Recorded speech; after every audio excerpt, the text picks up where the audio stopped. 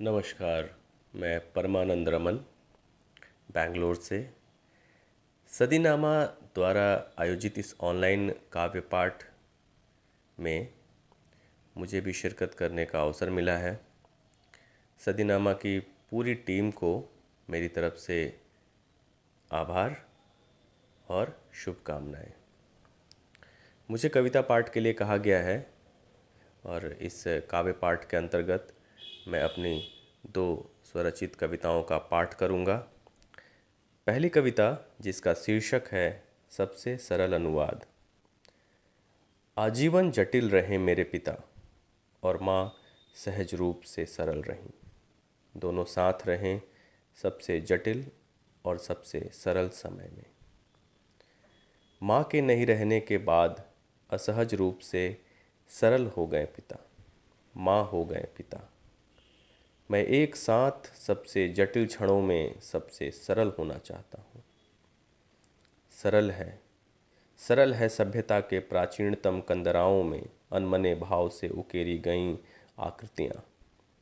जटिल है उन ऊँघती हुई आकृतियों का सरलतम अनुवाद। सरल है किसी निर्जन वन का एकाएक धूं धूं कर जल उठना अति उष्णता से। एक चिंगारी को प्राकृतिक रूप से ईजाद करना अत्यंत जटिल है। सरल है पिघलना एक ग्लेशियर का, हो जाना पवित्र नदी। जटिल है बांधना भरी हुई आँखों पर बंद। सरल है सारी पांडुलिपियों और महाकाव्यों को कंठबद्ध करना। जटिल है अपनी मनःस्थिति का यथार्थ चित्रण एक कोरे कागज पर। प्रसव सरल है, सबसे सुरक्षित है देह के भीतर। जन्म जटिल है, उससे भी जटिल है समुद्र किनारे औंधा पड़ा शिशु शव। अजन्मा विचार सरल है, सबसे सरल विचार का जन्म अत्यंत जटिल है। सरल है विभत्सता से लड़ा गया इतिहास का सबसे प्रलयंकारी युद्ध, मगर सबसे जटिल है निर्मित न होने देना युद्ध की स्थिति। मोसूल सरल है, श्रीनगर जटिल है। दुर्योधन सरल है, कृष्ण जटिल है। प्रतिरोध सरल है, निर्वाह जटिल है।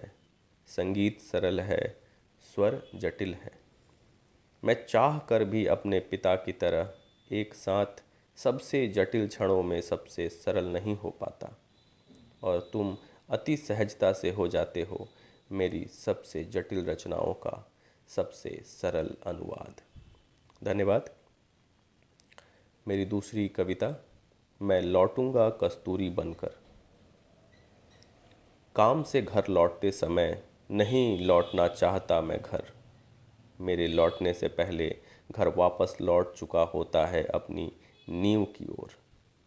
ठीक उसी समय एक और जब समय लौट रहा है अपनी रंगीन केंचुली में, प्रवासी पंछियों का झुंड प्रवास के पश्चात बजाए अपने देश के लौट रहा है सुदूर धधकते ज्वालामुखी की ओर। सारा पटसन अनाज के बोरों से निकलकर एक लंबी रस्सी में लौट रहा है, और कपास के सारे फूल चांद की जमीन से धरती पर लौट रहे हैं। काला पड़ता जा रहा है चांद। रात झुलसती हुई गलियों से होकर मशालों में लौट रही है। इंसान बस्तियों से निकलकर लौट रहा है अदन वाटिका में। अदन वाटिका जहाँ से सदियों पहले लौट चुके हैं देवता। भूख अतड़ियों के पड़ोस वाली कोटर में और प्यास हलक से होती हुई आँखों के मरुस्थल में लौट रही है।